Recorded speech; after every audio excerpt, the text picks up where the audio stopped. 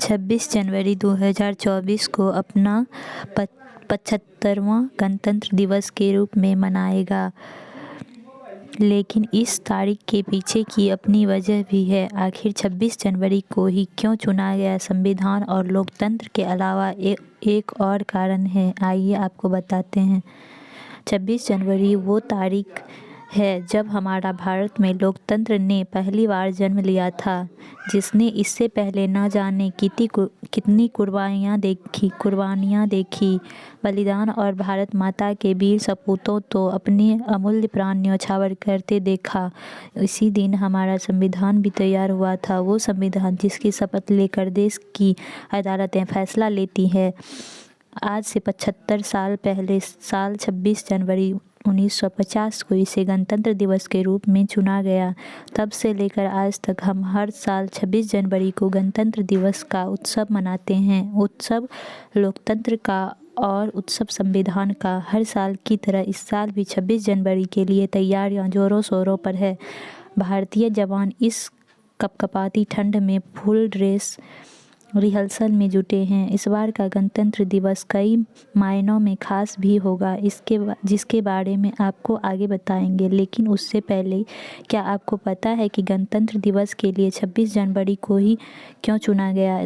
दिमाग पर ज़्यादा जोर मत डालिए, इस सवाल का जवाब हम आपको बताते हैं।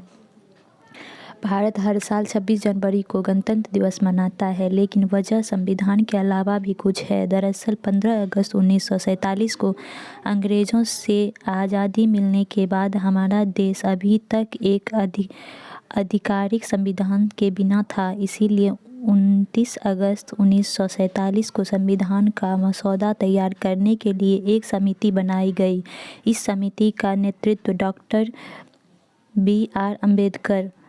भीमराव अंबेडकर ने किया और इसमें के.एम. मुंशी, कलाम मुंशी, मोहम्मद सादुल्लाह अलादी, कृष्णास्वामी अय्यर, गोपाल स्वामी अयंगार, एन. माधव राव और टी.टी. कृष्णमाचारी जैसे बड़े दिग्गज शामिल थे। फिर आया 4 नवंबर 1947, एक महत्वपूर्ण दिन, जब भारत के भविष्य को दिशा देने वाले दस्तावेज संविधान का मसौदा तैयार होकर संविधान सभा के सामने पेश किया गया। अगले 2 सालों में संविधान सभा ने कई बैठकें की, इस मसौदे पर चर्चा की गई, बदलाव किए गए और आखिरकार 24 जनवरी 1950 को इसे स्वीकार कर लिया। यह एक ऐतिहासिक क्षण था। 308 सदस्यों ने संविधान की 2 प्रतियों पर हस्ताक्षर किए, एक हिंदी में और दूसरी अंग्रेजी में। इस कदम ने भारत को एक स्वतंत्र गणराज्य के रूप में स्थापित किया। अंग्रेज़ों के औपनिवेशिक शासन कानून 1935 की जगह अब भारत का अपना संविधान देश का मुख्य कानूनी दस्तावेज बन चुका था। हालांकि संविधान सभा ने तय किया कि संविधान को लागू करने के लिए 2 दिन और इंतजार किया जाएगा।